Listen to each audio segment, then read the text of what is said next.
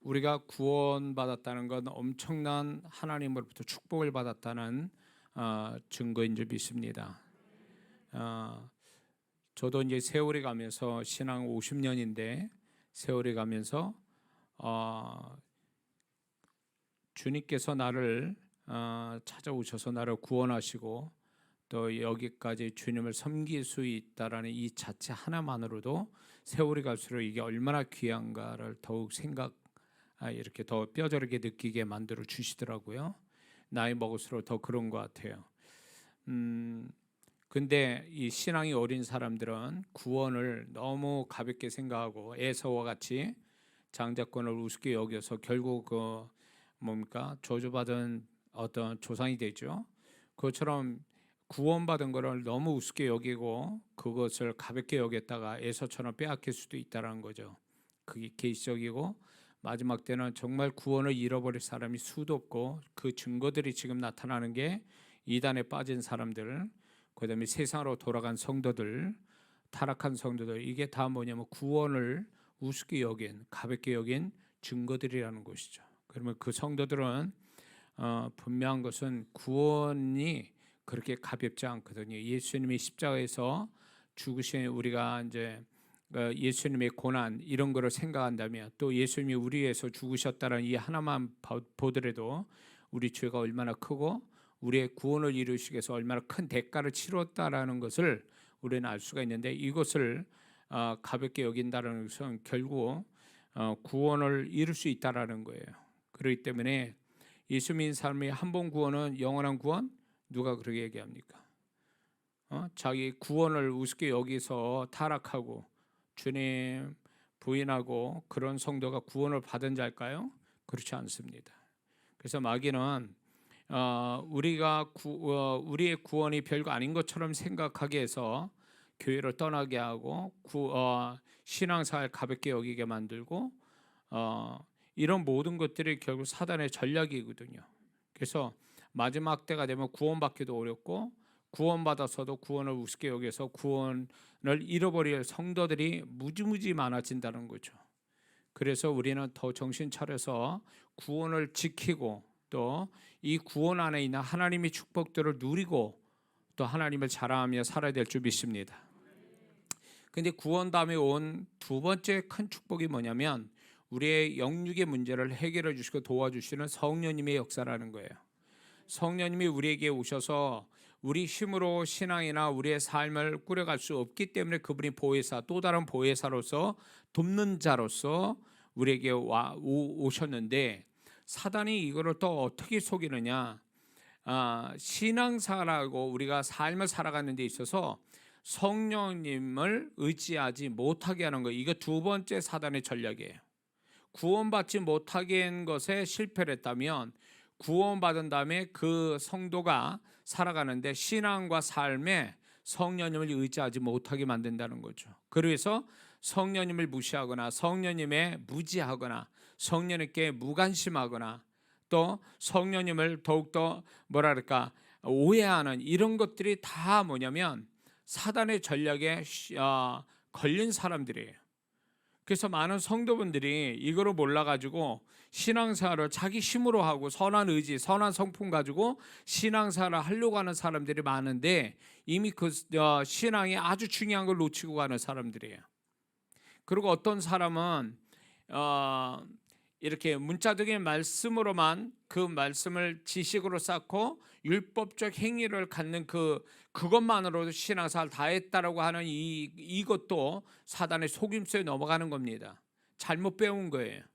만약에 우리가 우리 힘으로 어떻게 우리가 다 할 수 있다면 성령이 굳이 우리 곁에 오셔서 우리를 도우실 이유가 없어요. 근데 성령님이 오셨다는 건 우리가 그만큼 구원받고 불안한 존재고 신앙이고 삶이기 때문에 성령께서 우리를 도우시려고 오셨는데 오늘날 많은 성도분들의 교회 안에서 성령님을 얘기하면 이렇게 찬송은 그렇게 부릅니다. 근데 성령님의 도우심을 받아야 된다는 직접적인 자기 개인의 신앙이 성령님을 경험하고 의지하고 이런 것들을 얘기하면 거부 반응이 일으키는 성도들이 많습니다. 이거는 사단의 속임수에 넘어가는 사람들이에요. 그리고 뭐 이렇게 성령의 역사를 가져오는 어떤 현장, 또 사역자한테 잘못 이렇게 상처받고 오해받고 그래가지고 성령님의 역사를 그렇게 두려워하거나 무시하거나 거부하는 성도들이 있는데, 이것도 다 사단이 우리를 성령의 도우심 받지 못하고 살게 만들려고 하는 교회 안의 역사라는 거예요. 응? 그렇기 때문에 우리는 구원받은 다음에 성령님의 도우심을 받아서 신앙생활 해야 되고 삶을 꾸려가야 되는데, 성령의 어떤 그 도우심 없이 이렇게 살아가려는 것들이 결국 보면 신앙이 자라지도 못하고 변화도 없고 삶의 축복도 없고, 이런 것들이 결국 뭐의 문제냐? 우리가 더 선해지지 못해서, 더 율법적 행위가 모자라서? 절대 아니에요. 성령의 도우심이 있어야 되는데 그 도우심을 받지 못하고 사니까 모든 게 다 제자리고 변화돼야 될 게 변질되고, 그리고 또 승리하는 신앙이 돼야 되는데 패배하는 신앙이 되고, 사단의 역사로부터 우리의 영적 4대 원수인 육신의 정욕과 죄와 마귀와 세상, 이게 4대 적인데 이거를 이기지 못하고 살아간다는 거죠. 성령의 도우심이 없으니까. 그래서 맨날 패배당하고, 그리고 변질되는데도 괜찮아 이렇게 하면서, 그래서 신앙생활 오래 했는데도 여전히 사람은 안 변하고 세속적이고, 그리고 맨날 지고 사는, 육신에 지고 죄에 지고 세상에 지고 이렇게 살아가는 것이 그냥 그게 당연한 걸로 여기는 거예요.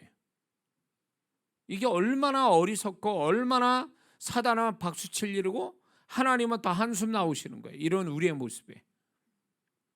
그래서 어느 때보다도 우리 지금 사는 세상이 얼마나 험악하고 죄가 얼마나 충만한 세대에 우리는 살고 있습니까? 그리고 얼마나 영적으로 미혹하고 영적으로 혼탁하고 이미 영적으로 봐도 기울어진 운동장이거든요, 지금 이 세상이. 그래서 교회 신앙생활 한다는 게 쉽지만은 않단 말이에요. 과거보다도 훨씬 더 어려운 세대에 살고 있는데, 그걸 우리가 성령의 도우심 없이 살려고 하니까 이게 겨우 자기 영혼 하나 이렇게 제대로 관리하는 것조차도 어려워지는 거예요. 그러니 주변 영혼까지 책임지고 살기가 너무 벅찬 거예요.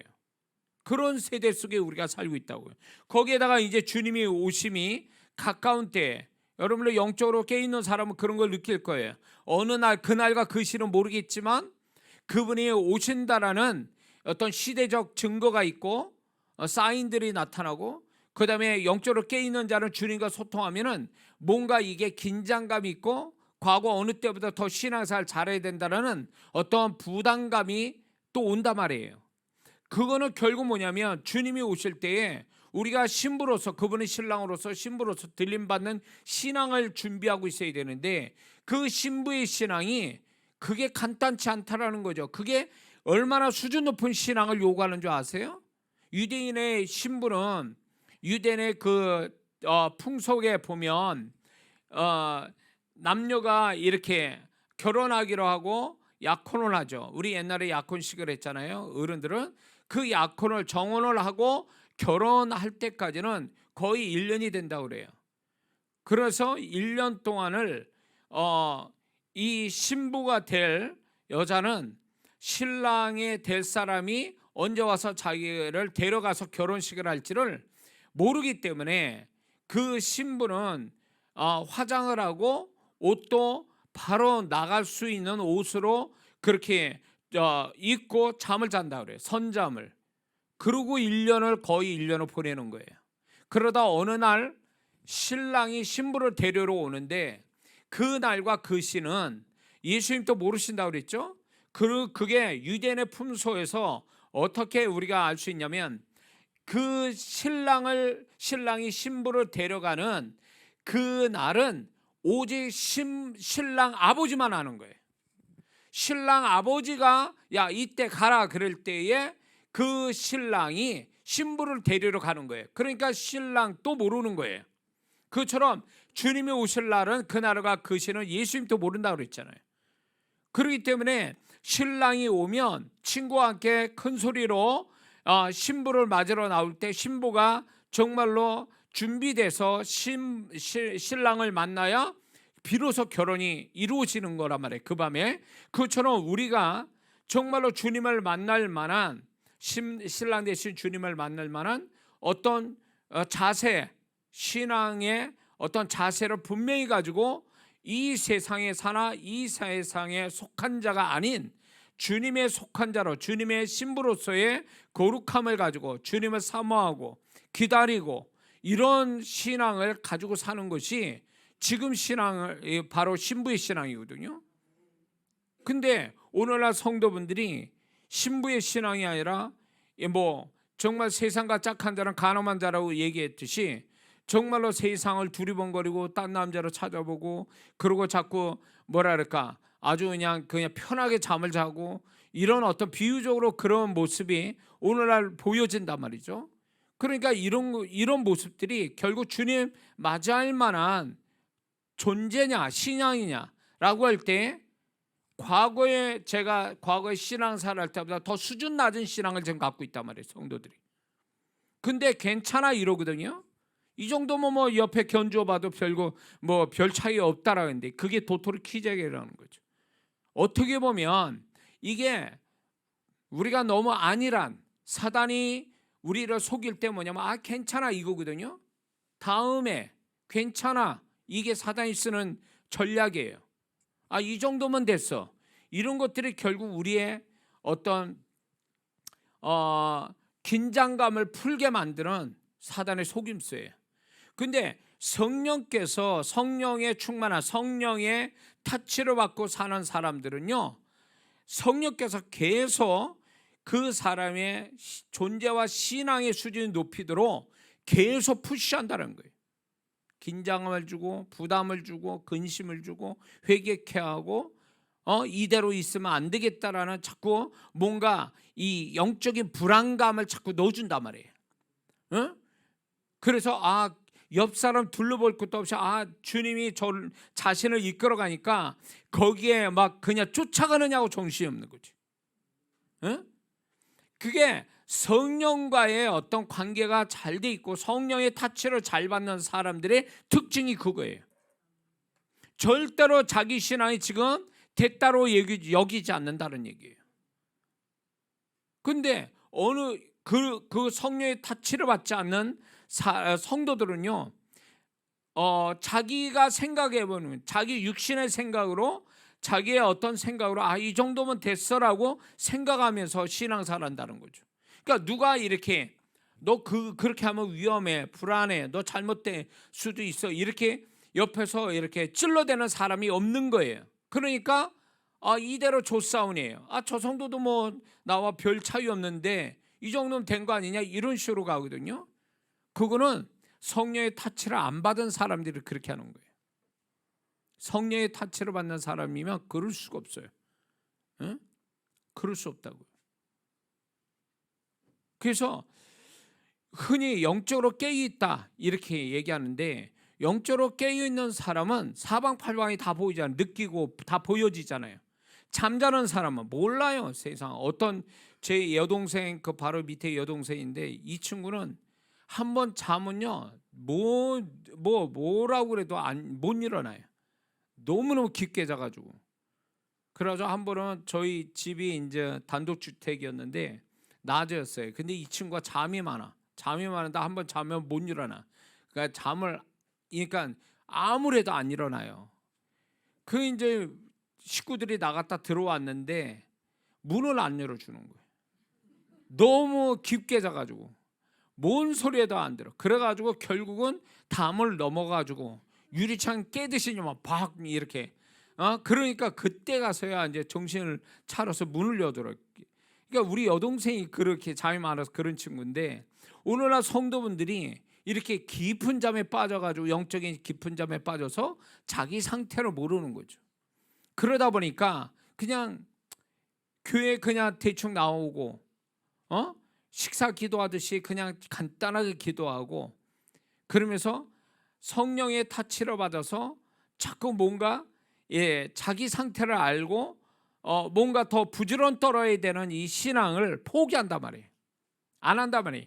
그래서 영적으로 이 잠자는 성도의 특징이 뭔지 아세요? 공통되게 게으름이에요. 게을러요. 영적인 게으름이. 영적인 게으름이 와도 누가 그게 손해 본다라는 생각을 안 하거든요. 그게 당장 나를 주머니에 돈을 없애는 것도 아니거든. 그러니까 영적으로 게을러지는 거에 아주 여유로워요. 그게 별거 아닌 것처럼 생각해요. 또 하나 영적으로 깊은 잠에 자는 성도의 두 번째 특징이 뭔지 아세요? 공통적인 게 거룩함을 잃어버린다는 거예요. 어쩔 수 없어 이런 거예요 다. 내가 어쩔 수 없어. 내가 이러는 거 주님도 다 이해하셔. 주님도 알고 계시니까 어쩔 수 없어 이런 식으로 그러니까 소위 말하면 핑계 변명 이유로 그렇게 됩니다. 그런데 이게 주님 앞에까지 그게 맞는 얘기냐? 주님 앞에 그런 모습을 보여드릴 때 주님이 그래 괜찮아라고 그렇게 하실 거냐? 절대 그렇지 않아요. 절대 그렇지 않다고. 주님은 분명하세요. 계시록 7개를 보세요. 주님은 분명하게 칭찬할 거 칭찬하고 책망할 거 책망해요. 칭찬이 없는 교회도 있고 책망만 있는 교회 있죠. 결국 주님은요 정확하게 판단했어요. 결과를 가지고 그들의 어떤 존재와 그들의 행함의 결과를 가지고 주님이 얘기하시는데 오늘날 많은 성도분들이 모든 게 다 핑계거리가 되는 거예요. 주님 앞에서. 그래서 주님이 다 이해하실 거라고 생각하는 이 신앙이 얼마나 잘못된 줄 아느냐 말이에요. 그러니까 신앙생활하는 데 있어서 무섭게 신앙생활을 하려고 하는 그런 마음이 없는 거예요. 내가 어떠한 손해가 와도 나는 내 신앙, 내 존재를 지켜야 된다라고 하는 하나님 앞에 이런 마음을 가지고 신앙생활하는 게 아니라 당장 그게 자신한테 당장 손해가 오거나 잘못된 게 없으면 그냥 이대로 살아도 될 거라고 생각하고 그렇게 사는 거죠. 이게 문제인 거죠, 신앙이. 그래서 우리가 이 마지막 때에 정말 무엇보다도 계시록에 나오는 주님이 계속 반복해서 말씀하시는 이기는 신앙, 이기는 존재, 이런 모습을 가지고 살려면 우리 힘 가지고 안 된다 그거예요. 성령의 능력, 성령의 도우심이 절대적으로 필요하다는 거예요. 믿습니까? 근데 성령님을 빼버리면 그 사람은 아무리 착하고 자시고 해도 소용없어요. 제가 그런 성도들 보거든요. 이제 말씀 공부 잘하고 그리고 신앙사 성실히 합니다. 성품도 좋아요. 근데 그 성도가 그렇게 처음에 출발했던 그 성도가 10년 가도 20년 가도 안 바뀌어요. 그 모습 그대로 가고 있어요. 나아지는 게 없어요. 나아지는 거 없고 오히려 뭐가 있냐? 내가 다른 사람보다 성실하다. 내가 다른 사람보다 성경 지식이 있다. 내가 다른 사람보다 착하다. 내가 다른 사람보다 뭔가 인격적이다라는 자기의, 그 자기의가 자기 교만으로 바뀌어요. 이런 성도를 제가 보거든요. 그러니까 이게 성령을 의지하면, 성령을 의지해서 신앙생활하면 가면 갈수록 좀 더 자신이 주님 앞에 낮아지고 또 자신의 무능력, 무기력한 자기 존재를 알아서 더 주님을 의지하고 성령을 의지하는 자가 되는데, 이게 성령을 의지하지 않고 자기를 의지하고 신앙생활하는 사람은 결국 시간이 지나 보면 이 사람이 변질되고 있고 자기 의를 앞세워서 교만해지고 있고 그리고 더 타락하고 있었다는 걸 알게 돼요. 겉으로는 그럴싸하지만 속에서는 이미 신종 바리새인, 그 내면이 주님의 책망을 받는 바리새인 심령을 갖고 있다 그거예요. 본인은 고상하게 신앙생활한다 하죠. 근데 주님은 이미 그 속을 보고 계셨던 거죠. 그러니까 성령님을 통해서 우리가 변화가 오고 계속 주님을 닮아가고 쉼 없이 주님이 바라시는 수준으로 계속 올라가는 영적인 근심과 영적인 어떤 부담감을 가지고 막 신앙생활이 이게 정상인데, 이렇게 성품이 좋고 말씀으로 좋은 성품으로 어떤 성실함으로 가는 사람들은 이런 게 없어요. 내가 얼마나 지금 잘하고 있는데 이거에. 응? 그러니까 그런 사람은 은혜를 받는다? 은혜를 받는 것 같지만 은혜를 진짜 하나님으로부터 오는 은혜가 아니에요. 그거는 정말 하나님으로부터 온 은혜가 있다면 바울같이 변화를, 나의 나됨, 이런 변화가 와야 되고 주를 위한 수고가 있어야 되고, 그리고 가면 갈수록 자기의 존재에 하나님의 시각으로 자기 존재를 보고 자기 삶을 보고 자기 신앙을 볼 수 있는 사람이 돼야 이게 정말 은혜를 제대로 받은 자거든요. 근데 그게 없다면 이 사람은 가짜인 거예요. 이 사람은 뭔가 자기 의로 충만하고 자기 착각에 신앙생활, 자기 도취형 신앙을 갖고 있는 거예요. 이런 사람은 목사가 아무리 얘기해도 안 들어 먹습니다.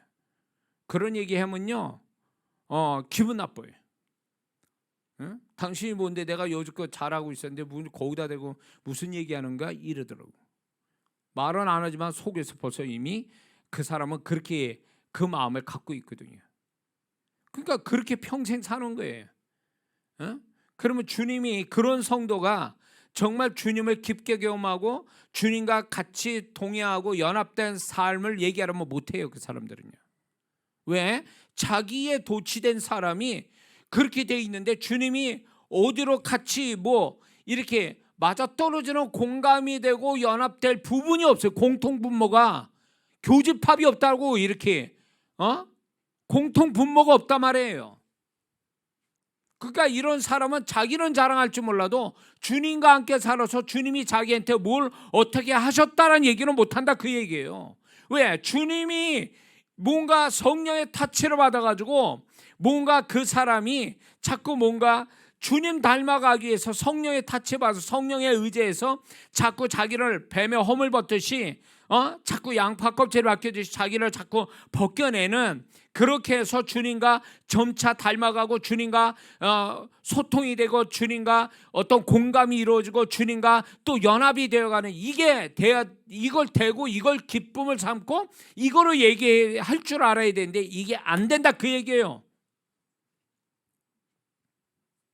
그래서 성품 좋고 성실하게 하는 사람 조심하세요. 그 사람 자칫 잘못하면 자기 의로 충만하고 그래 자기 의가 자기 교만이 되고 결국은 자기 자랑으로 넘어갑니다. 응? 자기 자랑으로 넘어간다. 그러면 그 사람은 이미 은혜고 성령의 임재고 없는 사람이 되는 거예요.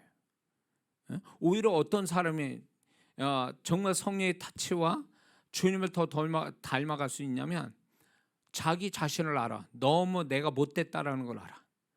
내가 너무 문제가 많은 사람이라는 걸 알아. 에?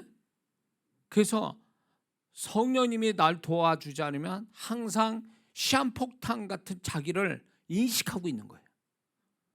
그래서 기도 안 하면 안 돼. 성령을 의지하지 않으면 안 돼. 왜냐하면 틈만 나면 내 본능이 나오니까. 틈만 나면 내 못된 성질이 또 나오고.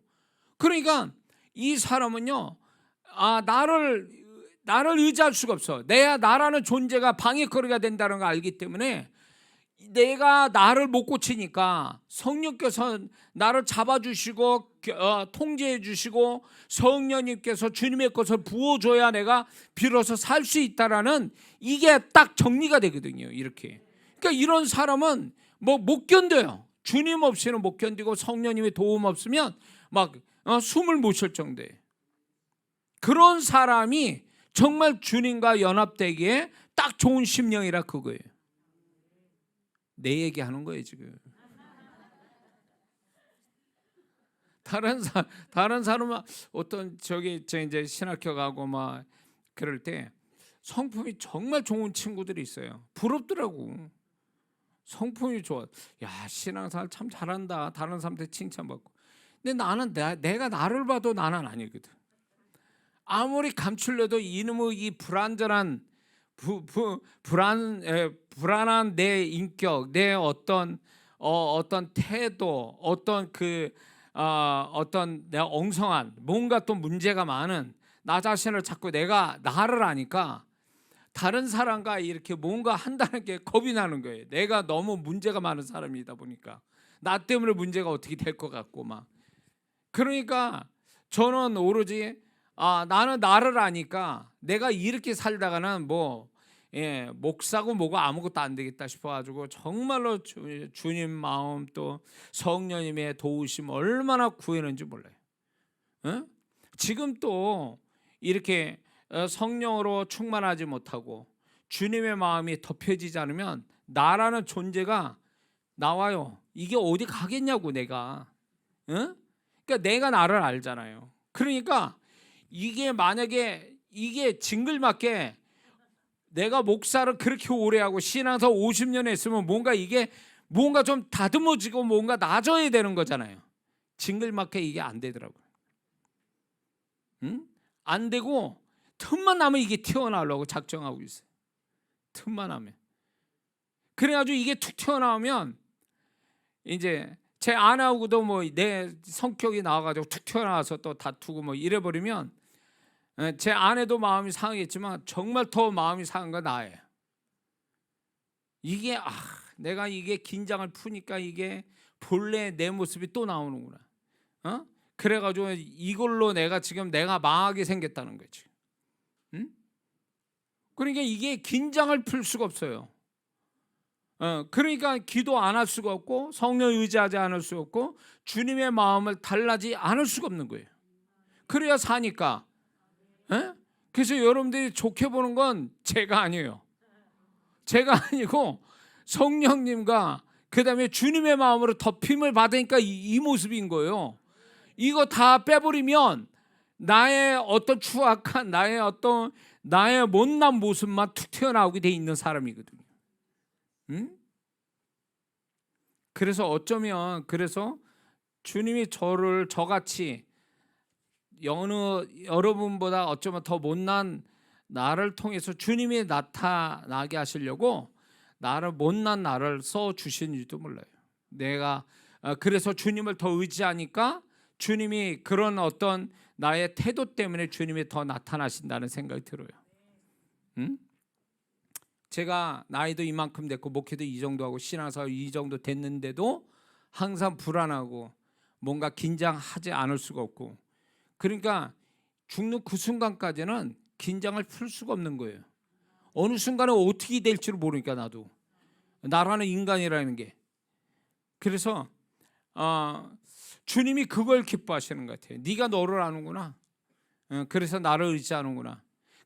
그분을 의지하고 있는 거, 성령님을 의지하고 주님의 마음을 구하는 그것이 정말 주님이 그냥 나는 형식이 아니에요. 왜냐면 내가 이걸 안 구하면요 나라는 이 나의 못난 모습에 다 튀어나올 수 있으니까. 그래서 정말로 진짜 주님 주님 영광 가리고 많은 영혼에 상처 주고 나도 별 수 없는 어떤 타락한 한 인간으로서만 나타날 수도 있으니까 이게 목사 타이틀 가졌다고 내가 오랫동안 제가 목회했다고 나아지는 거 아니거든요. 나아지질 않는다고. 100년 지나도 달라지는 건 없어요. 그렇기 때문에 이거는 이거대로 놔두고요. 이게 작용하지 못하게 성령님과 주님의 마음이 나를 덮어주시면 한겨울에 아주 지저분하고 이런 동네들이 흰눈이 오면 싹 다 흰눈으로 깨끗해지듯이 그분의 것으로 채워서 내가 드러나지 않게만 하고 살아가는 게 이게 나한테 최선이죠. 자, 그래서 많은 분들이 이 성령님을 의지하고 살아갈 어떤 필요성 내지는 그 절박한 마음을 못 갖기 때문에 성령님이 풍성하게 나타나지 않는 거예요, 사실은. 그리고 뭔가 자기 힘으로 다 할 수 있다고 하고 꼭 기도를 예를 들어서 기도를 하더라도 주님 아니면 안 됩니다. 주님이 제 마지막 방법이고 최후의 방법입니다. 이런 생각 가지고 주님을 찾는 자와 혈루증 여인처럼 돈도 없어, 병은 있어, 사회에서 버림당했어, 가족으로부터 버림당했어, 이런 절박한 상황 속에 몰려서 주님이 마지막이라고 생각하는 이 여인이 결국 축복을 받지 않습니까? 그러니까 많은 성도분들이 이런 마음으로 주님을 찾는 게 아니라 주님이 아니면 요것도 있는데 그래가지고 다른 또 방법이 또 있는 거예요. 주님 1번, 2번, 3번, 4번, 5번. 주님 같은 2번, 3번, 4번, 5번이 또 있는 거지. 그래서 주님으로 안 되면 2번 찾고, 2번 안 되면 3번 찾고. 이게 결국은 어떤 하나님 앞에서 절대적 그분만의 어떤 그분 한 분으로 살려고 하는 믿음이 아니라 믿음이 조각난 거죠. 이렇게 여러 조각이 난 거예요. 그 중에 하나가 주님인 거지. 이게 오늘날 성도들의 신앙이에요.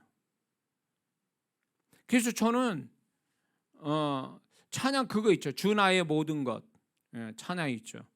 가사 중에 주 나의 모든 것 이라는 찬양 가사가 있는데 저는 그게 너무너무 은혜가 돼요. 왜냐하면 그분 한 분이면 모든 게 다 가능하다. 응? 그분 한 분이면 내가 모든 걸 다 그분과 함께 나 모든 게 해결될 수 있다. 이런 신앙이 저는 이 고백이 너무 좋거든요. 근데 많은 또 성도분들은 주 나의 모든 것 되는 게 아니라 주 나의 부분만 되는 거예요. 어느 한 부분만. 그 나머지는 다른 부분으로 채우는 거지 또. 그러니까 믿음이 조각난 사람들이에요. 그러니까 믿음이 주님으로 100% 주님을 믿는 믿음이 돼야 주님이 100% 역사하는데 주님이 만약에 이 사람이 믿는 게 5가지야. 그러면 주님은 25%밖에 안 되는 거예요. 그리고 나머지 그러니까 20%씩 되는 거지. 그러니까 주님을 믿는 게 20%밖에 안 되는 거예요. 그러니까 그 사람은 주님의 나타남이 20%밖에 안 되는 거예요. 100% 나타나는 성도와 20%밖에 안 나타나는 주님이 비교가 되겠냐고. 그러니까 주님이 우리에게 풍성하게 드러나지 못하는 이유는 내가 그 주님이 내가 모든 것이라고 생각하지 않기 때문에 주님이 충분하게 나타나지 않고 뭔가 불완전하고 부족하고 모자라고 이런 상태의 주님으로만 나타나시는 거예요. 주님을 존중하는 것만큼 주님이 나를 존중하는데 주님을 내가 20%밖에 존중을 안 해주는데 주님이 어떻게 100% 나를 존중해 주시겠냐 그거예요. 심은 대로 거두는 거 아니에요? 그러니까 오늘날 주님을 너무 이렇게 여러 종류의 다른 주님들이 다 있어. 그 중에 하나의 지금 살아계신 주님을 믿는다면 그 사람은 그것만큼만 주님을 경험하는 거예요. 주님 왜 나한테 이것밖에 역사 안 하십니까? 왜 주님 나한테 이렇게 풍성하게 역사를 못 하십니까? 라는 그 질문의 답은 이거예요. 나는 너에게 얼마나 되는데 내가 너한테 몇 프로짜리냐 도대체? 응? 그러니까 오늘날 교회에 이상하다 이 설교가 아닌데 오늘날 많은 성도분들이 교회를 나오지만 주님 한 분이라는 그 신앙이 아니고 주님 빼고 나머지 우상들이 다 있는 거예요. 우상이라는 게 뭐냐면 주님과 동격으로 여기는 것들, 그게 돈일 수도 있고 사람일 수도 있고 어떤 일일 수도 있어요. 그런 것들이 결국 주님처럼 대우를 받고 주님같이 여겨지니까 교회로 다니지만 주님의 한 분으로 섬기며 신앙생활하는 게 아니라 여러 주님을 가지고 살아가는 거죠. 그러니까 주님 실제 존재하신 주님 빼고는 다 그게 우상이란 말이에요. 응? 그러니까 어떻게 보면 주님이 굉장히 불쾌하게 여기는 거예요. 오늘날 성도들을 통해서. 응? 주님은 자신의 일부분으로만 생각하니까 나머지 부분은 다른 것들이 대체하고 있고 또 그러니까 주님이 온전하게 영광을 못 받으시는 거예요. 주님이. 그러면서 자기는 신앙생활 잘한다고 생각해요. 응? 왜 주님으로 끝장을 안 보지? 왜 주님으로 끝장을 볼 생각을 안 하냐고. 해보다가 말아요. 해보다가 아니면 다른 데로 튀어나가. 다른 걸로 가지고 또 찾아요. 그럼 애초부터 주님을 찾지 말지 그냥. 왜 힘들게 그렇게 하냐고. 풀 수 있는 방법이 있으면 그거부터 하지. 그러니까 많은 성도분들이 이게 신앙이 온전치 못하다, 주를 향한 믿음이 온전치 못하다는 얘기는 결국 주님으로 끝까지 가지를 못하는 거예요. 주님을 믿고 시작했으면 그분으로 말미암아 끝을 보는, 그래서 그분께 영광 돌리고 그분으로 축복을 받고 이걸 간증하는 사람이 되어야 되는데 하다가 말아. 모든 게 하다 말아. 기도도 하다가 말어. 그러니까 기도의 끝이 없어요. 하다가 말아가지고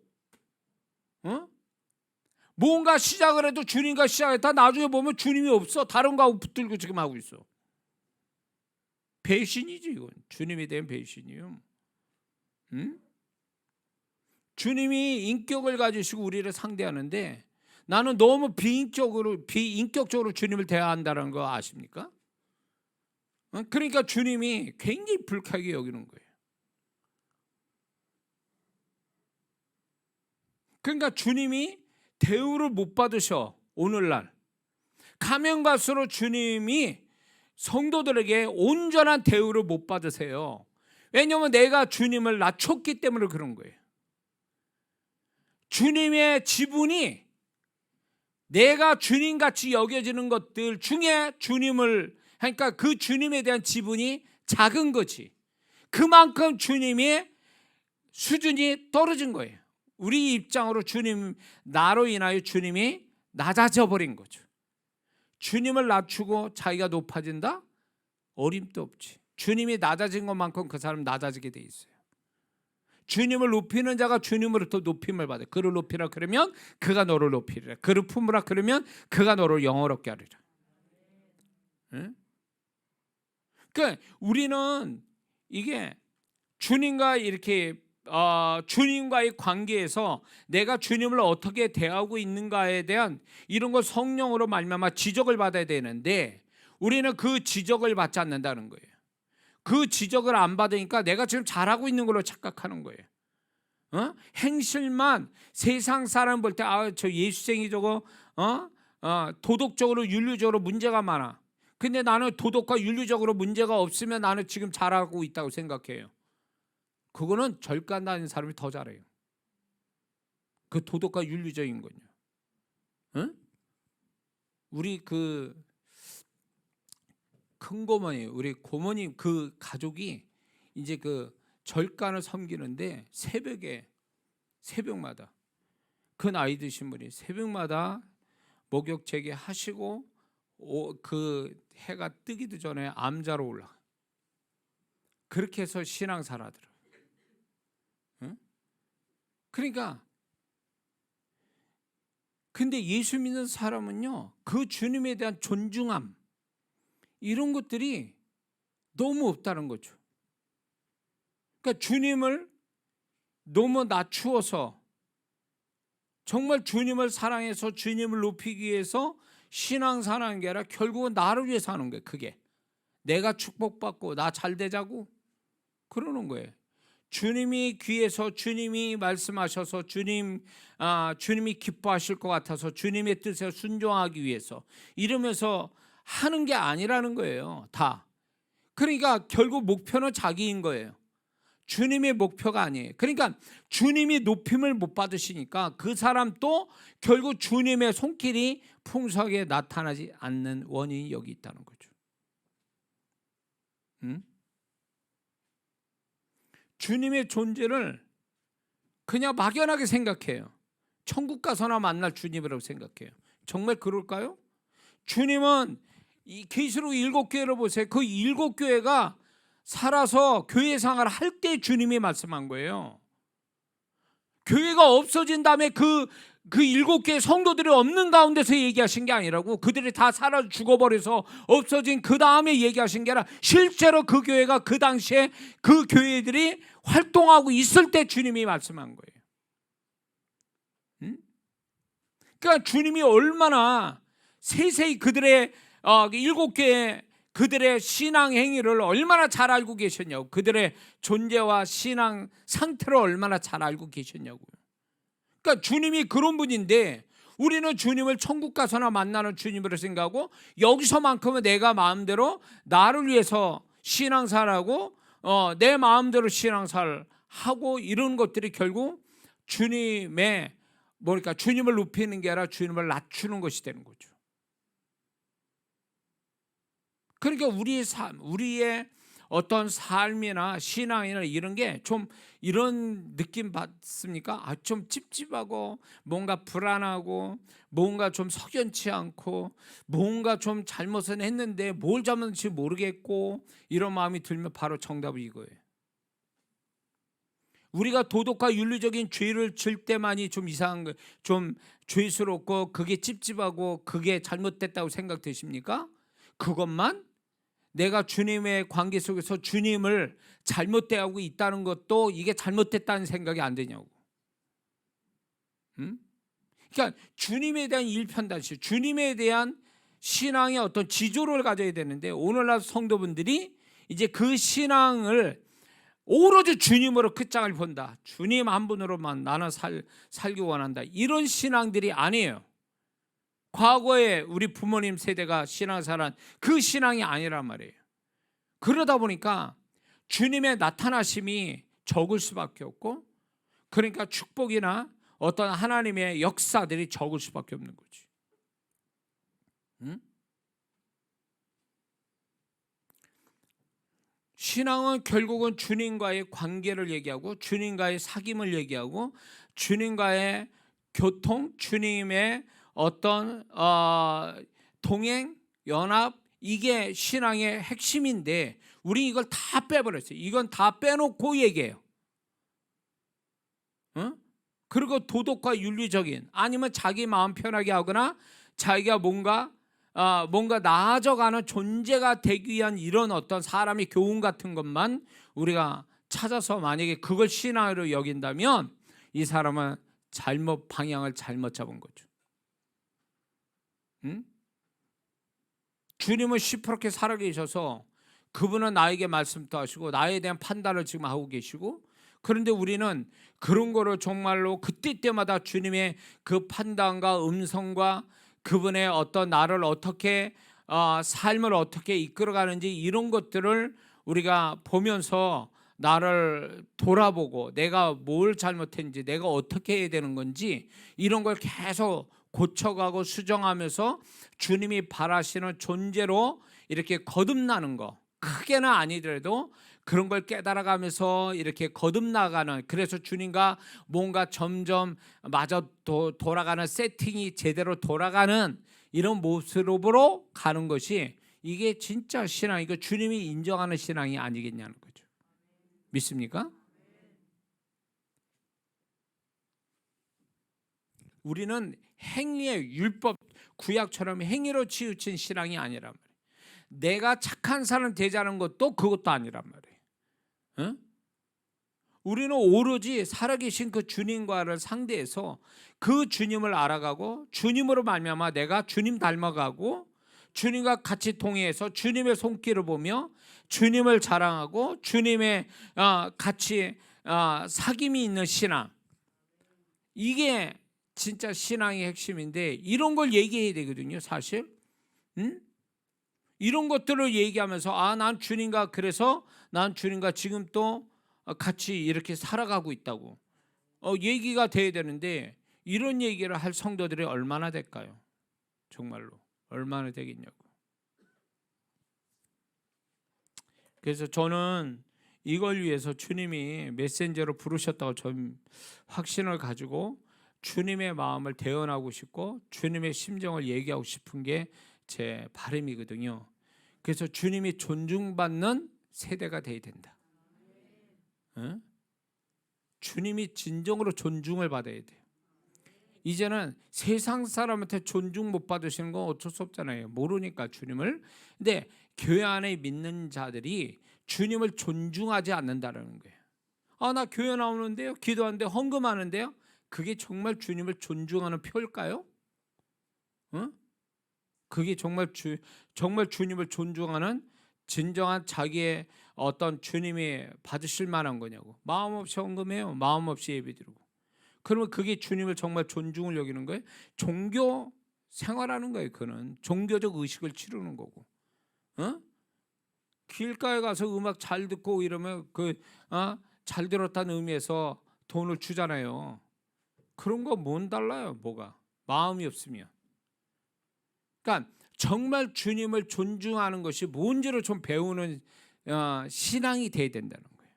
주님을 지금 살아계신 존재로서 인식하고 그분을 존중하는 신앙이 돼야 이게 정말 주님으로부터 주님이 기뻐하시고 그 사람을 정말로 축복하기를 정말 축복해주고 원하는 그런 성도가 될 수 있다는 걸 잊지 말아야 될 줄 믿습니다. 주님은 멀리 안 계세요. 우리의 마음에 계시고 우리의 삶에 같이 계시잖아요. 가까이 계신단 말이에요. 응? 그분을 경험하고 그분을 존중하는 신앙이 되어야 될 줄 믿습니다. 그러기 위해서 우리는 성령님이 너무 필요해요. 성령님이 그 역할을 해주시거든요. 성령님은 결국 은사나 능력을 나타내기 위해서 오신 게 아니라 나를 도우시고 주님과 컨택이 되게 이렇게 연결시켜 주려고 그분이 오셨다 그 얘기예요. 근데 그분을 의지하지 않으니까 우리는 주님을 막연하게 생각하고 주님의 실체를 경험하기 어렵다 그 얘기예요. 우리가 아무리 똑똑하고 아무리 착해도요, 주님의 존재를 경험하는 것은 우리 지식으로나 우리의 우리가 어떤 선한 성품으로 될 수 있는 게 아니에요. 성령님이 그 역할을 해주셔야 된다는 거예요. 자, 그래서 우리는 성령님이 우리 안에 지금 와 계셔서 우리가 죽는 그 순간까지 함께 주시는 거 아닙니까? 에베소서 1장 13절을 보니까 그 안에서 너희도 진리의 말씀 곧 너희의 구원의 복음을 듣고 그 안에서 또한 믿어 약속의 성령으로 인치심을 받았으니 이렇게 하고, 에베소 4장 30절에도 하나님의 성령을 근심하게 하지 말라 그 안에서 너희가 구속의 날까지 인치심을 받아. 인쳤다라는 얘기는 도장을 찍겠다, 불러서 이제 이렇게 짐승들 도장을 찍죠. 과거에는 예수님 당시에는 노예들을 불러서 이렇게 낙인을 찍죠. 이게 인쳤다라는 얘기인데 그거는 결국 지워지지 않는 흉터, 영원한 그 형상을 몸에다 이렇게 만들어내는 것처럼 성령님은 결국 우리에게 그렇게 역사하셔서 영원토록 우리와 함께 하신다는 걸 이렇게 표현하고 있는 거거든요. 구약에는 어떻게 했습니까?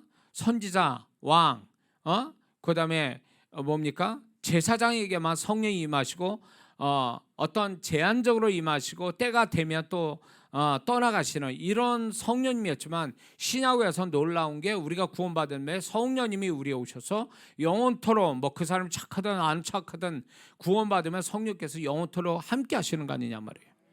그런 성령님을 우리는 성령님의 도우심을 받아야 되는데 성령님의 도움을 안 받고 산다는 것은 꼭 뭐가 아니면 부자인 부모가 있어요. 근데 자식놈이 자기가 혼자 살겠다고 독립해서 거지 생활하면서 살아요. 이거 똑같은 거예요. 에? 부모가 너끈히 도와줄 수 있는데 거지가 돼서 산다 자식이? 이거만큼 어리석은 자식이 어디 있어요? 똑같아요. 성령님이 도와주겠다는데 우리는 성령님 도움 필요 없습니다. 나 혼자 내가 알아서 하겠습니다. 독립을 하는데 그 독립이 무모한 독립이죠. 예를 들어서 하나의 기도할 때도 어떤 사람은 성령을 의지해서 기도하는 게 아니라 자기 의지로 기도해요. 자기 의지로. 그래 기도하는 거야. 그래서 이를 악물고 막 4시간 5시간씩 막 기도를 합니다. 그러면 뭐가 오냐? 이런 현상이 와요. 내가 얼마나 의지를 가지고 이렇게 기도 많이 하냐. 그러면서 자기 자화자찬해요. 그런데 자기 의지를 가지고 기도를 하게 되면 뭐가 아니면 힘들어. 그리고 자기 의지 가지고 기도하면 정말 그만큼 의지를 가지고 기도한 것만큼 결과가 나타나지 않아요. 영적인 어떤 축복이 안 나타나요. 자기 의지로 하니까.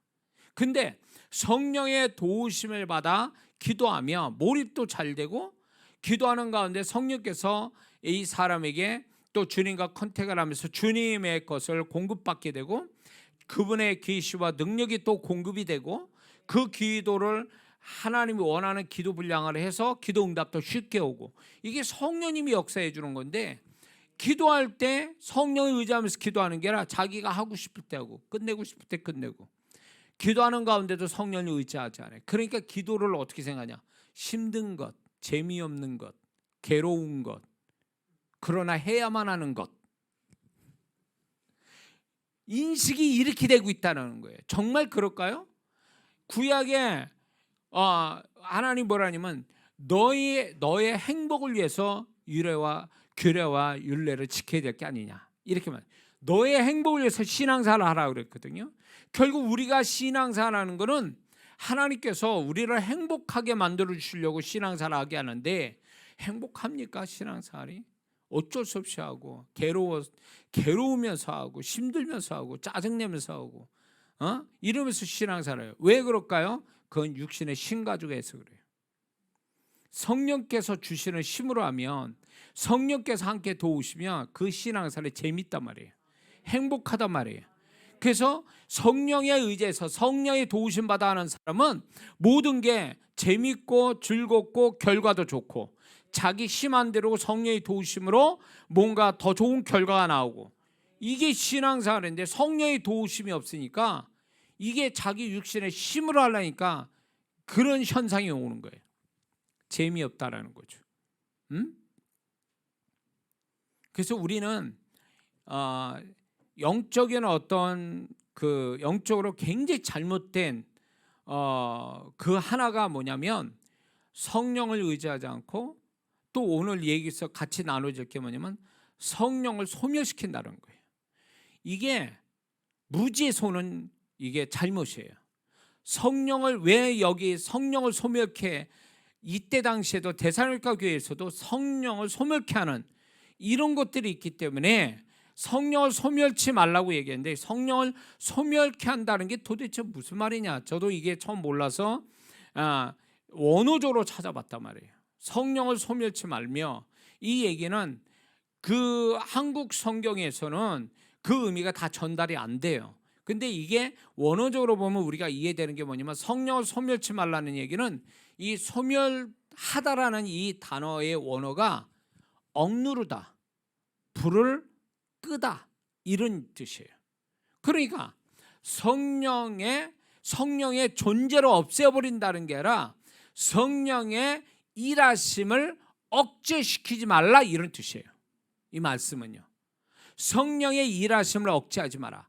성령께서 불꽃처럼 역사할 때, 활동하실 때 그 불을 끄지 마라 이런 뜻이에요.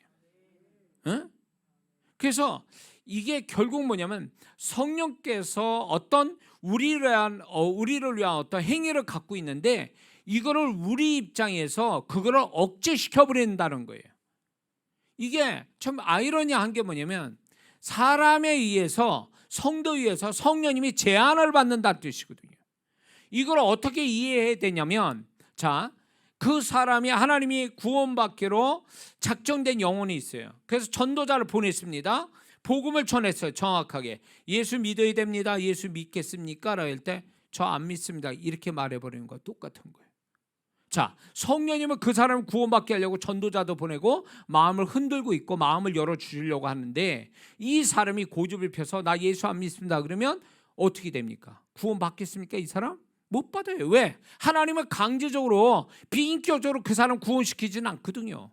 그러니까 이 사람이 마음을 닫아놓은 그것이 결국 성령의 역사를 제한시켜버린 거예요. 성령의 일하심을 억제시켜버린 거예요. 이 사람의 고집으로 말미암아. 이해가 되시죠? 그럼 그 사람 구원받지 않으면 어떻게 되는 거예요? 죽으면 지옥 가는 거예요. 똑같은 거예요. 하나님이 우리에게 모든 걸 다 하실 수 있지만 우리의 어떤 동의를 구하고 일을 하신단 말이에요. 그래서 구원에서도 그렇게 하셨다면, 성도가 성령님과 함께 사는 데 있어서 자기도 모르게 성도가 어떤 생각을 가지고 어떤 고집을 가지고 있음으로 인해서 그거를 억제시켜, 제한을 시켜버린단 말이에요. 우리의 어떤 그 무엇 때문에. 그래서 성령님이 마음껏 일하시지 못한다라는 것에 이걸 이렇게 표현한 거예요. 그러므로 이 말을 좀 원어적으로 아주 자세히 풀어 말하면, 너희가 성령의 일하심을 억제시키지 마라 이런 거예요. 응? 자, 그래서 결국 성령을 소멸케 한다는 건 성령의 일하심을 사라지게 만든다는 뜻이에요. 이게 얼마나 손해가 나는 거예요. 우리는 뭔 짓을 다 해도 성령님이 나한테 마음껏 와서 역사한다? 누가 그래요? 그분이, 제가 경험한 성령님도 그렇고, 성령님은 엄청 예민하신 분이에요. 섬세하시고. 그래서 우리의 생각이나 언어 하나에도 제한을 받는 분이라고. 그런 분이 그분의 일하심이 사라져버린다 그러니까 그게 사라지면 누가 손해인데? 결국 우리가 손해예요. 왜? 그분은 우리를 도우시러 오신 분이었으니까. 근데 우리는 이게 성령님이 사라지고 나니까, 예를 들어서 성령께서 그 사람에게 활동하실 때는 기도도 잘 되고 예배 나오고 싶고 봉사도 하고 싶고 이랬던 사람이에요. 근데 이 사람이 어쩌어째 해가지고 이 사람이 성령에 소멸케 하는 어떤 모습을 갖게 되면서 그 다음에 어떻게 하냐, 예배 드리기 싫고 하기 싫고 기도도 안 되고 이런 현상들이 나오는 이유가 성령의 그 사람의 역사하는 걸 소멸했기 때문에, 사라지게 만들어서 그런 거예요. 여러분들 그런 거 경험해 봤습니까? 어떤 때는 기도 잘 되고 예배 드리고 싶고 봉사도 너무 하고 싶어. 근데 어느 날 다 하기 싫어. 다 교회도 가기 싫고 꼴배기 싫고, 성도도, 목사도 마음에 안 들고 막 교회도 마음에 안 들고 막 이런 느낌이 온다면 그게 뭐름이 아니야. 정말 교회가, 목사가, 성도가 아니요, 그 사람 안에, 그 사람 마음 안에 성령께서 그 사람에게 그동안 그를 신앙생활 잘할 수 있도록 생각과 감정을 넣어주고 행동하게 만들어주신 성령의 일하심이 사라져버려서 그래. 근데 우리는 그렇게 생각 안 하죠? 그 책임을 누구한테 돌립니까? 자기가 성령의 자기한테 역사하는 성령님을 소멸시켜버린, 사라지게 일하시면 사라지게 만든 자기 탓으로 여기지 않고 교회 탓하고 목사 탓하고 성도 탓하고 이러는 거예요. 전에는 기쁨을 해다가 짜증을 내면서 해. 전에는 순수한 마음을 했다가 지금 뭔가 아주 어떤 동기, 잘못된 불순한 동기가 또 뭐래. 이게 다 결국 뭐예요? 성령이 그 사람에게 역사하는 그 모든 거를 그 사람이 사라지게 만들어 놓으니까 인간의 본성만 나오고 거기에 어떤 타락한 육신의 정욕만 나오고 그러는 거죠. 이거를 몰라 성도분들이. 성령을 자기도 모르게 소멸시키고 있다. 성령의 활동을 사라지게 만들었다는 것을 모르고 막 신앙사라는 거죠. 그리고 그 탓을, 그 책임을 자기 아닌 다른 사람, 어떤 공동체, 어떤 사람, 어떤 일에다가 자꾸 책임을 전가시키는 거죠. 이게 착각이에요. 이게 무서운 착각이에요.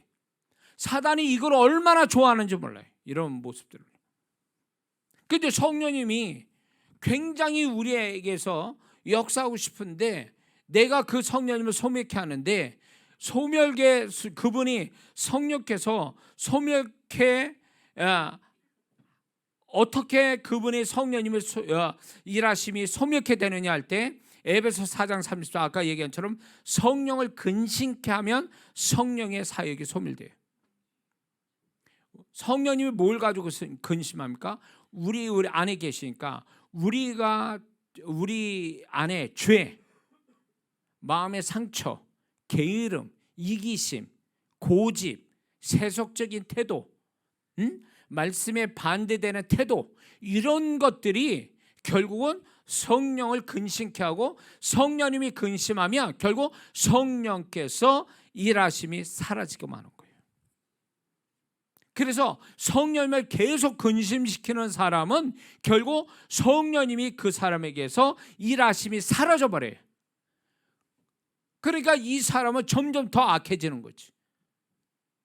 있는 게 주님이, 그 안에는 주님도 없고 성령의 일하심도 없는 거예요. 성령님은 계시는데 완전히 손발 다 묶인 상태로 계시는 것처럼 되는 거예요. 그러니까 이 사람은 결국 신앙을 자기 육신의 심, 선한 성품 가지고 하지만 그것도 한계가 있거든. 어느 시점 가보면 하기 싫거든. 그래서 여러분들 그런 성도 봤습니까? 신앙생활 잘하다 어느 날 시험 들어가지고 교인들 문제를 일으키고 교회 안 나오는 성도들, 다 이 사람들이, 이렇게 된 사람들이 성령을 근심시켜, 계속 성령님을 근심시킨 결과가 성령을 소멸케 한 사람이 되고 만 거예요. 그러니까 남는 건 뭐야? 이 타락한 자기의 본성만 남은 거지. 그거 가지고 하려니 그게 되냐고, 신앙이 유지가 되냐고. 안 되지. 잠깐 한두 번은 이벤트로 될 수는 있어도 그게 계속 그 신앙이 유지가 되겠냐고. 안 되지. 성령의 일하심을 소멸케 하면 내적으로 외적으로 어떤 현상이 오냐면 아까 얘기했지만 영적인 것이 귀찮아집니다. 재미가 없어요. 없던 손해가 옵니다. 힘들어집니다. 집중이 안 돼요. 영적 보호막이 사라져요. 성장과 발전이 없습니다. 나 혼자 모든 걸 감당해야 돼요. 그 맨 땅에 헤딩하는 격이 되는 거예요. 당연히 성령의 도우심이 없으니까 힘들겠죠. 열매도 없어요. 방향을 잃어버리게 돼요. 없던 사단의 역사가 다시 일어납니다. 왜? 그동안 성령께서 보호해줘서 사단의 역사를 막아줬는데 이제 성령님이 손발 다 잘린 상태로 그냥 가만히 계시니까 결국 사단이 이때다 하고 들어와서 역사를 막 해버리는 거예요. 이런 현상이 온다는 게 이런 현상. 사울 왕에서 성령께서 그 사람에게 떠나니까 누가 왔어요? 대신 악령이 들어왔잖아요. 이때다 하고 들어와서 막 역사한 거 아니에요. 그러니까 우리가 착한 게 오히려 성령을 제한시켜버린 거지. 성령이 일하시면 사라지게 만들어버린 거예요. 응? 우리는 착하려고 신앙생활하는 거 아니에요. 우리는 어떻게든지 성령께서 내게 역사하셔서 내가 영적인 사람 되고 주님과 연합되는 사람 되게 하려고 신앙생활하는 사람이지, 그게 그 부수적인 결과가 착해지는 거 아니냐 말이에요. 응? 근데 이게 뭐 성령님이 도우시러 왔는데 내쫓는 식이지 사실. 내가 몸이 불편해 그래서 도우미를 불렀어. 근데 그 도우미가 기분 나쁘다고 가버려. 가. 그래가지고 이 자기가 지금 힘든데 도와주러 온 사람을 자기가 기분 나쁘다고 도우미를 가라고 해버려. 그러면 그 나머지는 어떻게 돼? 몸이 아픈데 자기가 혼자 다 해야 될 거 아니에요. 도우미가 와서 도와주면 되는 건데. 이런 식이지. 이게 미련한 짓이지 뭐예요 이게. 제가 집회를 20년간 했지만 지금 돌이켜보면 내가 어떻게 그 엄청난 그 고통 가운데 그 사역을 어떻게 다 해냈을까? 20년간. 저는 건강한 사람이 아니거든요. 근데 정말 내가 약하기 때문에 성령님이 도우시지 않으면 나는 한 타임도 집회를 할 수 없는 사람이에요. 그래서 막 기도를 엄청 많이 한 거예요. 성령님을 의지하고 주님이 나타나길 바라고 기도를 진짜 막 정말 진짜 엄청 했다고요. 응? 그러니까 첫날 같은데 이제 집회가 보통 저녁에 이렇게 하잖아요. 저녁에 하면 아침부터 시작해서 준비돼서 집회 현장까지 이렇게 가는데 보통 10시간 정도 이제 그 기간이 있다면 아침에 이렇게 나서 집회 10시간 동안 기도하는 게 10시간. 이건 자랑이 아니에요. 그리고 이제 미국이나 해외 가서 집회하잖아요. 여기서 비행기 타려고 새벽에 잠 깨서 준비해서 거기 비행기 도착할 때까지 방언 기도해요. 그렇지 않으면 못 살아요. 제가 안 돼요. 너무 육체적으로 힘들고 부담도 크고 주님이 역사야. 그리고 그 성도분들이 저를 아는 성도분들이 정말 내게서 주님의 손길이 나타나길 바라고 어마어마한 문제를 가지고 오는데 내가 잠깐 기도해가지고 그분들의 문제를 어떻게 풀어줍니까? 내가 주님의 통로가 어떻게 돼요? 안 되죠. 마음의 원인으로 안 된단 말이에요. 그러니까 그분들의 문제를 또 축복을 주기 위해서 내가 주님의 온전한 통로가 돼야 되니까 얼마나 많은 기도를 했겠냐고. 얼마나. 응? 그러니까 그 가운데 역사가 일어난 거죠. 그런 가운데서. 응? 그러니까 집회가 만약에 뭐 국내든 해외든 집회가 딱 하나님이 시켜서 집회 이거 해야 된다 딱 이렇게 결정 나잖아요. 그 다음에 내가 무슨 말을 하는 줄 아세요? 이젠 죽었구나. 이제. 좋은 게 아니에요. 이젠 죽었구나. 날 죽여서 누군가를 살리게 하기 위해서 나를 죽입니다. 영적으로 성령께서 나를 잡아야 돼요. 그게 나의 죽음이에요. 그게 내가 그분 안에서 죽어야 나를 통해서 주님이 나타나니까. 응? 그러니까 주일날 설교 한번 하기 위해서도 3-4시간 기도하거든요. 여러분들에게 이렇게 짧게 이렇게 얘기하는 것도 얼마나 많은 시간을 준비하는지 몰라요. 그럼에도 불구하고 정말 축복받기 위해서 주님 경험하기 와서 온 성도들을 내가 충분히 통로자가 못 됐다라는 것에 대해서 많은 마음의 아쉬움과 또 내가 문제가 있나 다시 돌아보기도 하고 그렇습니다. 그러니까 이게 성령님의 도우심이 없으면 보세요. 이제 우리 교회 제가 이제 이 사역을 하면서 국내 해외에 많은 분들이 간증을 또 쓰잖아요. 홈페이지에. 이거 말고도 많은데 그 간증들이 이장학 목사 열정만 가지고 됐겠어요? 은사 가지고만 되느냐고 이게. 응?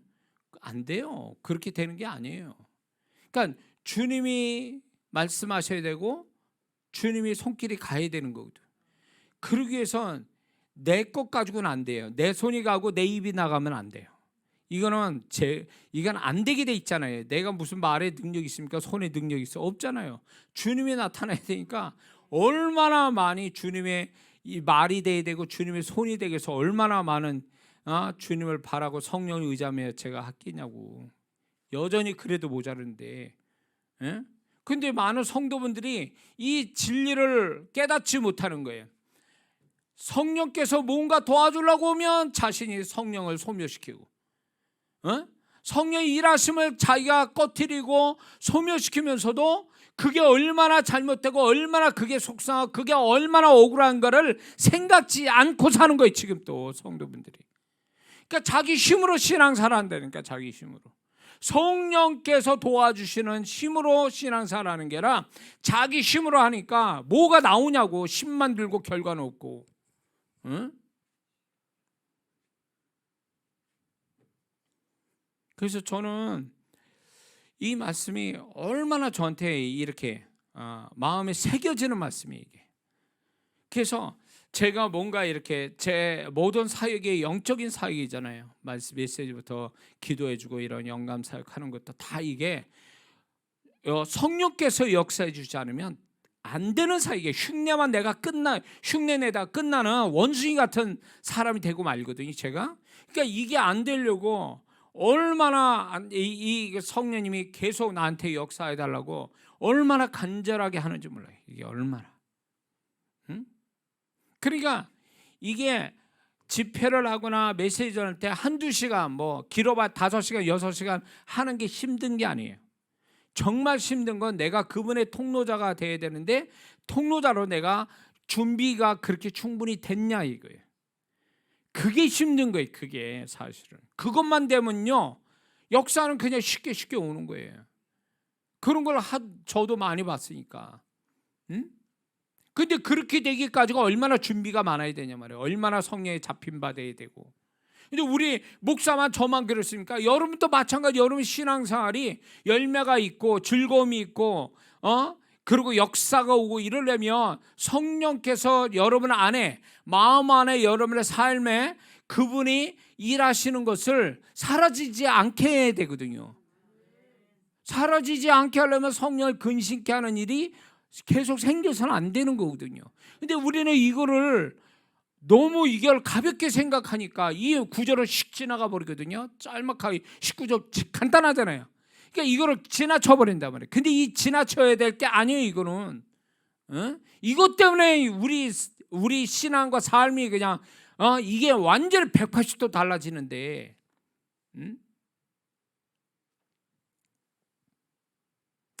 제가 만약에 성령님을 계속 근심시키고 기도도 안 하고 이랬다면 쇼하다 끝나는 거예요. 저는 사람들 쇼를 보여주고 그럴싸하게 쇼만 보여줬다가 뭐 내용도 없고 쇼만 보이다가 끝나는 사람이 되는 거예요. 거짓말하고 사기꾼이 되는 거예요. 그러니까 이게 성령의 일하심이 사라지게 만든다는 게 그게 누구에 의해서가 아니라 나로 인해서 사라진다.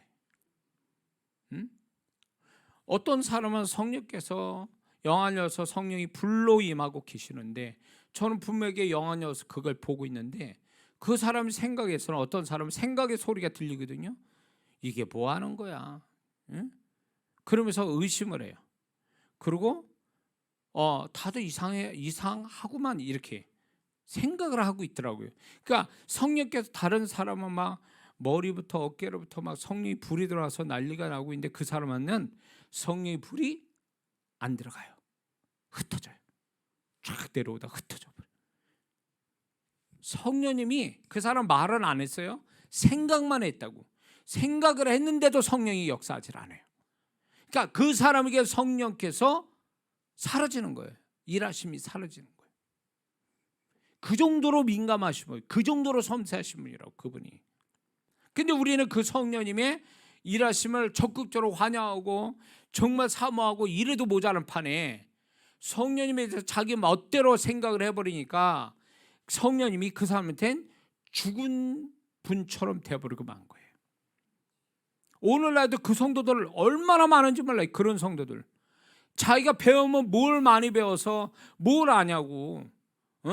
주님께 음성 들었냐고. 주님부터 그 지식을 배웠냐고. 그것도 아니면서 엉뚱한 데서 잘못 배워가지고 성령께서 자기 안에서 다 손발 잘린 그 성령님 도저히 자기 안에서 역사하지 못하는 삶과 그의 심령에서 역사하지 못하게 만들어 놓고 그게 잘한 걸로 생각하고 있는 거예요.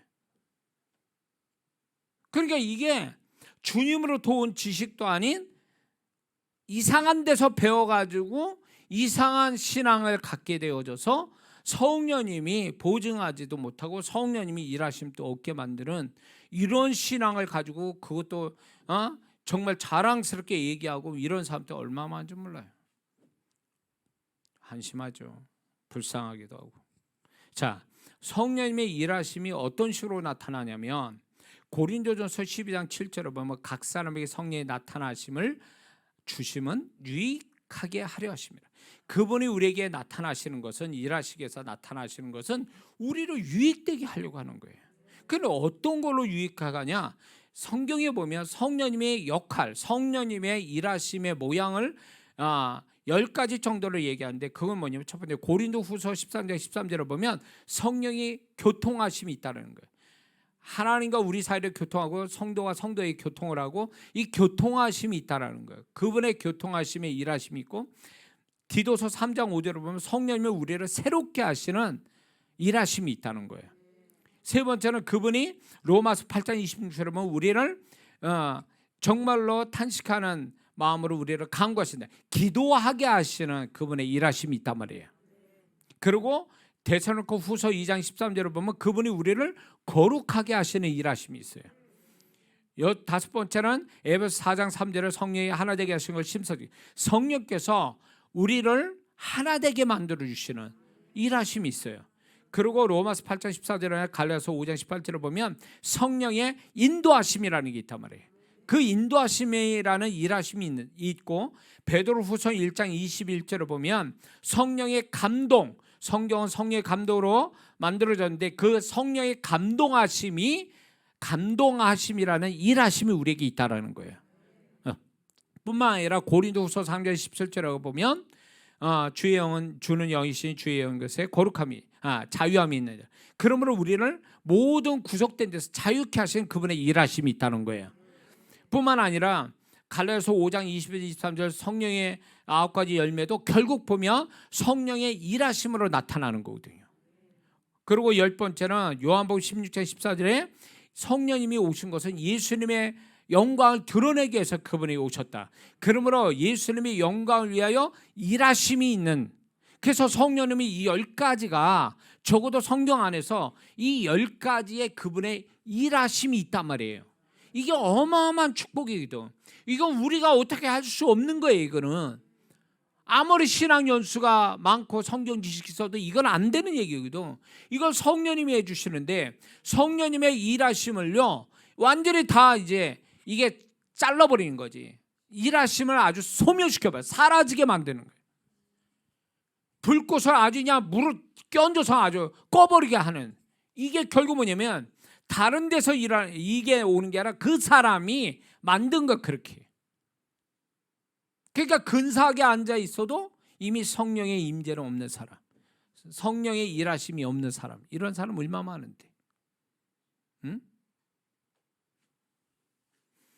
정말 그런 영혼들 보면 참 불쌍해요. 그래서 직분을요 이렇게 저는 소위 말하면 교회에서 직분이 어느새 계급화됐잖아요. 그런데 직분이 더 나은 직분을 가져갈수록 좀 더 좋은 어떤 신앙 또 존재가 되는 게 이게 필수인데 이게 거꾸로 됐어요. 직분이 좋은 직분을 받아갈수록 사람은 더 이상해져. 에? 그래가지고 신앙사 거기에서 제일 오래 했고 직분 또 좋은 직분을 받은 분이 오히려 은혜는 더 못 받아. 그리고 완전히 제가 볼 때는 아주 그냥 통나무야. 그냥 완전히 이게 고목나무야. 생명이 없는 고목나무. 이분은요 본인이 성령의 어떤 움직임이 하나도 없는 사람. 이게 안수해 보면 더 확실해. 안수해 보면 아주 돌덩이 손을 얹은 것 같은 느낌이 있어요. 아무것도 못 느끼는 거예요. 이게 얼마나 불쌍한 영혼인 줄 아세요? 에? 우리는 산영이고 그분과 소통이 되고, 그리고 적어도 사역자가 저 같은 사역자가 이게 감각을 가진 자가 이렇게 안수하면 감동도 오고 주님의 음성도 들리고 막 이래야 되는데, 그리고 임재도 느껴지고 기도하기 전부터 이게 없어요. 완전히 없어 이게. 그러니까 이런 성도는요 이 말씀을 일찍이 좀 깨달았어야 되는데 이 말씀을 모르고 신앙에서 오랫동안 한 거예요. 이게 억울하고 이게 슬프고 자기한테 얼마나 손해라는 거를 일찍이 배웠다면 그 지경이 되진 않지. 그리고 뭐만 남았냐? 껍데기만 남아있어요. 껍데기만. 그래가지고 교회에서 어른이라고 이렇게 껍데기만 자랑하고 있어. 속에는 아무것도 없고. 나 같은 사역자가 안수해봐야 아무것도 못 느끼는. 임재가 왔는데도 임재도 못 느끼고. 그래서 성령께서 뭔가 그 안에서 다시금 이렇게 일하시려고 하는데 일할 수가 없어. 이 사람이 이미 굳어져 가지고 그런 쪽으로는 열리지도 않고 알지도 못하고 사모함도 없으니까 성령께서 소위 말하면 불이 들어가야 되는데, 불이 일어나는 게 아니라 불은 안 나고 연기만 나는 거 있죠. 응? 연기만 나서 그냥 막 이렇게 눈만 따갑고 연기만 나는 거. 불이 나야 뭐 장작을 떼고 밥도 먹고 이럴 텐데 불은 안 나고 계속 연기만 나. 불 때는 사람만 아주 시겁하는 거죠. 그러니까 이런 성도들이 있단 말이에요. 이런 성도들 연기만 나요. 그 자기가 뭔가 이렇게 성령의 도우심 받아서 뭔가 자꾸 발전하고 변화되고 또 존재가 새로워지고 주님을 닮아가고 하나님의 역사가 막 나타나고 막 이래야 되는 사람들이 그건 하나도 없어요. 이게 불이 나야 이게 그 사람의 불이 성령의 불이 역사 이게 나오는데 불은 없고 연기만 나니까 결국 흉내만 내고 그 사람이 안 좋은 것만 자꾸 드러나고, 그런 사람은 또 신앙이 또 본인 스스로 재미는 없지만 위신은 있으니까 그건 그냥 있는 척하고 은혜 받는 척하고 다 그래요. 너무 불쌍한 거예요. 예? 이 말씀이 그런 분은요 일찍이 성령의 일하심이 끝나버렸어. 그래가지고 더 이상 들을 루트가 없는 거야. 이 사람한테는 이런 지식도 없고 이런 자극도 못 받고 이런 성령의 터치가 없는 거예요. 그러니까 뭐가 같냐면 여러분들 그거 있죠. 땅이 오랫동안 안 써가지고 그냥 딱딱해진 땅이 있죠. 그런 땅이에요. 뭘 심어도 이게 들어가지도 않고 이게 뿌리를 못 내리고 결국은 이렇게 씨를 심어서도 결국 죽어버리는 그 딱딱한 땅, 그런 심령이지. 이게 불쌍한 거예요. 응? 그래서 여러분들이 성령께서 일하심이 사라지는 그 현상을 잘 기억해야 돼요. 아까 얘기했죠. 그 심령이나 삶에 이런 안 좋은 현상들이 일어나면 내가 성령을 소멸케 하고 있는 그 증거다 이렇게 생각해야 돼요. 그런 현상뿐만 아니라 이제 긍정적이고 축복스러운 역사가 사라져 버려요. 하나하나씩 사라져요. 뿐만 아니라 이제 그동안 그냥 편하게 하고 잘 되어갔던 것들이 영적이든 삶이든 이런 것들이 사라지고 뻑뻑하고 덜그덕거리고 힘들고 막 이런 현상이 일어나면 이 사람에게서 뭐가 있냐? 성령의 역사가 사라졌다 봐야 돼요. 근데 이걸 눈치를 못 채잖아요. 그러면 이런 사람들은요, 이거를 자기에게서 원인을 찾는 게 아니라 자꾸 다른 데서 원인을 찾으니까 이거는 계속 제자리 걸음하고, 이게 계속 그 사람을 더 낫게 만드는 게 아니라 이게 계속 이제 반복되어지는 거죠. 이런 것들이. 그러고 나서 교회 생활 떠나요. 교회를 떠나요. 비극적인 거죠. 응? 그렇게 신앙생활 재미가 없냐고, 신앙생활에 축복이 없냐고. 있는데 왜 그 사람은 더 없어요? 성령을 소멸시키는 거예요. 성령의 존재를 소멸시키는 게 아니라 성령의 일하심을 사라지게 만들었다, 그런 뜻이에요. 응?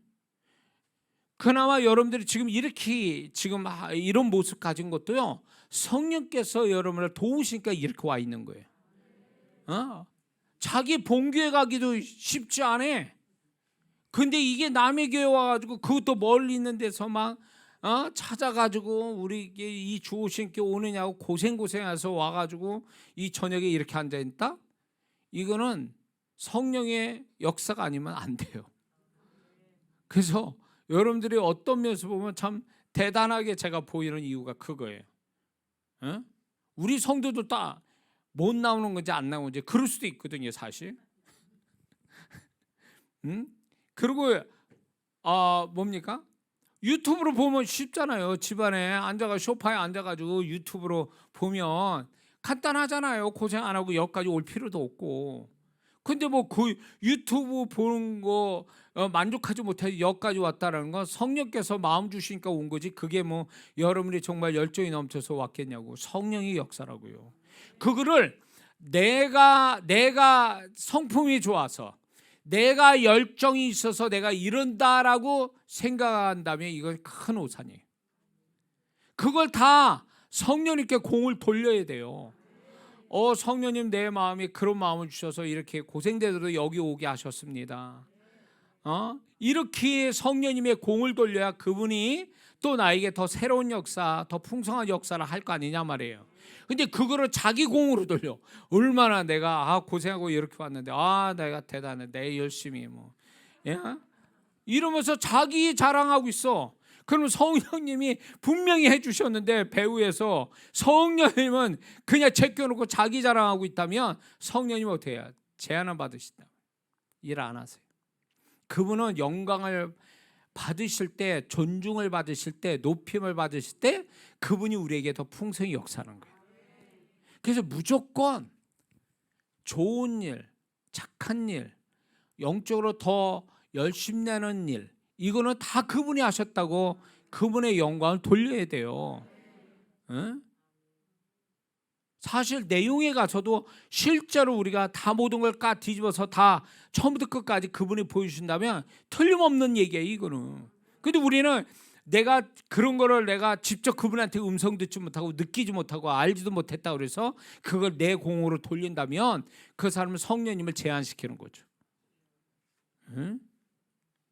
그래서 저는 그거예요. 무조건 내게서 좋은 일, 착한 일, 또 열심 내는 일, 다 모든 건 내가 아니야. 이거는 원래 나라는 인간이 어떤 사람인지 나는 이미 알았던 사람이기 때문에, 목사라도 이미 아는 사람한테 내가 이렇게 하고 있는 거 내가 아니다라는 거지. 그분이 하셨다. 그래서 주님 감사합니다. 내게서 역사하셔. 성령님이 도우셔서 감사합니다. 그게 정말 어렵습니까?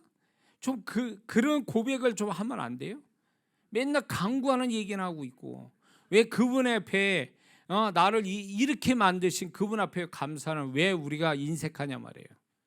그러니까 풍성하게 나타나질 않는 거예요. 그분이 더 우리에게서 소멸당하시지 않냐고, 그분이 우리에게서 더 풍성하게 역사하게 만드시려면 그분을 인정해 드리는 거, 그분을 존중해 드리는 거, 그분께 감사를 하는 거라는 거 잊지 말아야 됩니다. 그분을 근심시키는 일은 우리가 이제 그거를 하나하나 없애가야 돼요. 그래야 그분이 날 보며 근심하는 게 아니라 날 보며 기뻐하셔야 돼요. 그게 내 축복을 만드시는 거거든요.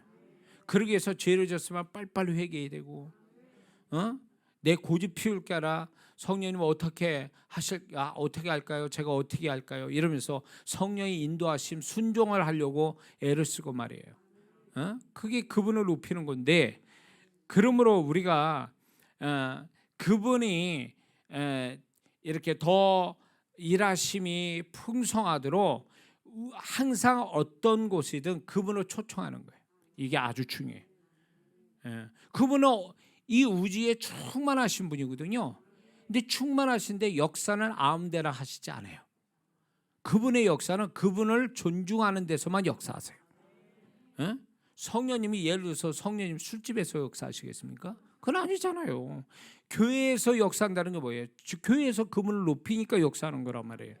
그러므로 우리가 그분을 이렇게 항상 높여드리는, 그분을 인정해드리고 높여드리고 그분을 초청하고. 전 순복음교회 목사 아닙니다. 순복음교회 조인규 목사는 항상 그 얘기 하시는데 저는 그 말이 맞다고 보기 때문에 그래가지고 그분을 인정하고 초청할 때 그분의 역사가 달라지거든요. 그러니까 제가 사역을 할 때도 그냥 아무 얘기 안 하고 이렇게 하는 거와 성령님 여기 오셔서 이 영혼에 오셔서 이러면 벌써 그분의 임재가 확 달라져요. 왜냐하면 그분을 존재를 인정해 드리니까. 이걸 어떻게 비유드냐면 사람이 손님이 우리 집에 왔어. 근데 모른 채 내 할 일만 해. 이거만큼 기분 나쁜 게 없거든요. 그러면 그 사람은 어떻게 해? 뛰쳐나가 버리지. 기분 나빠하고. 똑같아요. 그분이 이 우주에 또 여기에 충만하게 계시는데 몰라라 하고 그냥 나만 열심히 하면 된다 이렇게 하는 거와 그분이 여기 계시니 그분을 초청하는 거지. 내 마음에, 내 몸에, 내 기도에, 내 어떤 이 현장에 일하여 달라고 이렇게 존중하고 초청하면 그분은 얼마나 기뻐하시겠냔 말이에요. 근데 오늘날 그분이 존중을 못 받으세요. 성령님도 존중 못 받으시고 주님도 존중을 못 받으시고, 어제 말씀을 나눴지만 주님의 십자가 대속을 믿음으로 우리가 취해야 그분을 존중해 드리는 건데, 대속의 축복을 믿음으로 살질 않아. 그 대속의 축복을 굳세게 믿어서 그 대속의 축복이 실상이 되게 만드는 것이 우리가 해야 될 의무인데, 우리가 그분의 대속을 안 믿어 모른 채, 그러면 그분의 대속은 나하고 단절이 돼서 역사는 안 오죠. 안 오면 결국 뭐예요? 주님의 그 고난과 우리를 대속해서 고난 받으신 게 아무 의미가 없어져 버리는 거예요. 이게 주님을 낮추는 거라는 걸 아셔야 됩니다. 낮춘다라는 거. 자식놈이 부모가 어렵게 해서 자식놈을 가르쳤어. 그러면 자식놈은 어떻게 해야 돼요? 부모한테 어떻게 해야 돼요? 감사해줘. 우리 부모가 얼마나 힘들게 나를 이 돈을 모아서 나한테 이렇게 해주셨는가. 이러면서 고마워하는 게 부모에게 효도하는 거고 부모를 기쁘게 하는 거잖아요. 알아들이는 거 그거. 근데 이 자식놈이 부모가 그렇게 애써서 이렇게 준 걸 당연하게 여기고 이걸 고마워할 줄도 모르고, 그러면 그 다음에 어떻게 할까요? 나 같으면 안 주지. 다른 부모는 모르겠어. 사랑이 많은 부모는 막 주겠죠. 그러나 저 같으면 안 주지. 그건 아니잖아요. 그것처럼 성령께서 우리한테 역사하시는 때에 우리가 그분의 역사를 지금 나의 존재가 어떠한지를 알고 나의 이 존재에서 조금 다른 태도, 좋은 태도로 보이는 건 다 그분이 하셨다라고 해서 인정해 드리고 감사할 때에 그분이 기뻐하시면서 나한테 더 역사하지 않겠냐고요. 자식놈이 부모가 고생해서 도와주는 걸 안다면 그 부모는 그 고마워하는 그 자식놈 때문에 더 고생하더라도 기쁘게 고생하면서 자식을 돕지 않겠냐 그 얘기예요. 그거 똑같은 원리예요. 근데 오늘 너무너무 성도들이 무례해요. 그분에 대해서 인정하지도 않고 감사하지도 않아요. 분명히 그분으로부터 온 건데 자기가 표가 나야 자기한테 직접 뭐 돈이 들어와야 되고 직접 뭐가 돼야 그때 가서야 비로소 하나님이 역사하셨는데 이러지, 소소하게 일상에서 내가 신앙생활하는 이 평범한 일상에서 나를 도우시는 것에 대해서는 그거는 아무것도 아닌 것처럼 생각해요. 그러니까 그분이 역사를 안 하시는 거예요. 그것이 그분의 일하심을 사라지게 만드는 거예요. 응? 이렇게 하면 안 된다는 거죠. 세상 사람은 주님을 무시해도 우리는 주님을 무시해서는 안 돼요. 세상은 성령을 인정하지 않아도 우리는 성령님의 일하심을 인정해 드려야 되는 거예요. 그래야 그분으로 인하여 우리가 살 거 아니냐. 그분을 인해서 우리가 승리하는 신앙이 되고 또 주님으로부터 그 축복을 받지 않겠냐 그 얘기예요. 이해가 되시죠? 그러므로 우리는 성령을 이렇게, 성령이 불꽃처럼 역사할 때 찬물 끼얹는 사람 되지 말고, 성령이 일하실 때 그거를 제어하는 건방진 사람이, 무지한 사람이 돼서도 안 됩니다. 그분을 근심시키는 사람이 돼서는 안 됩니다. 그분을 기쁘시게 하는 사람이 돼서, 그분이 내가 원하지 않아도 정말 나중에는 그분이 너무 나를 사랑하셔서 막 풍성하게 역사하시는 거. 그래서 내가 그 성령님 없이는 나도 성령님 없이는 못 삽니다. 이런 고백을 정말 하면서 그분을 찬양하고 그분을 더 초청하고 의지하는, 이게 쿵짝이 맞아 떨어지는 이런 사람 될 때에 정말 우리의 신앙이나 삶이 내가 수고해서 여기까지 왔다 이렇게 표현하면 안 돼요. 내가 하는 수고보다도 그분이 나를 위해서 수고해 주신 것이 커서 나는 그분의 수고로 인해서 나는 여기까지 왔습니다. 이게 정답이에요. 이 고백이에요. 믿습니까? 그래서 그분의 손길이 커서 그분을 자랑할 수 있다면 이 사람 잘 사는 거예요. 자기 수고만 보인다 그러면 이 사람은 잘못 사는 거예요. 사실은 열심히 살았다 그래도 세상 사람을 다 저 사람 굉장히 열심히 살았는데 그래도 신앙적으로 주님의 시각으로 볼 땐 그 사람은 정말로 어리석게 사는 거지. 그분의 일하심을 경험하지 못하고 살았으니까.